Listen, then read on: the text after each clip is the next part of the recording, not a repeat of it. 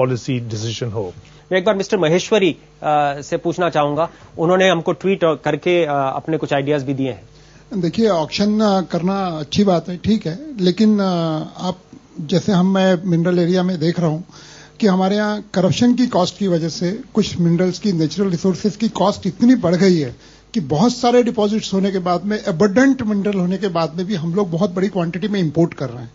Corporate ये सोचते हैं कि आज इंपोर्ट करने में हमें कोई झंझट नहीं है, किसी तरह की कम से कम 10 एजेंसी से हम बच सकते हैं, और वो आज हमारा मिडिल ईस्ट को हम लोग फ्लरिश कर रहे हैं, हम लोग इंडोनेशिया को फ्लरिश कर रहे हैं। बहुत सारे ऐसे मिनरल जो हमारे एबंडेंट अवेलेबल है वो हम लोग लार्ज क्वांटिटी में इंपोर्ट कर रहे हैं। इसका भी हमारी करेंसी पे, हमारी बाकी चीजों, सब चीजों पे इफेक्ट पड़ रहा है। हम कोल प्रोड्यूस करते हैं, गवर्नमेंट कोल पे ऑलरेडी रॉयल्टी चार्ज करती है।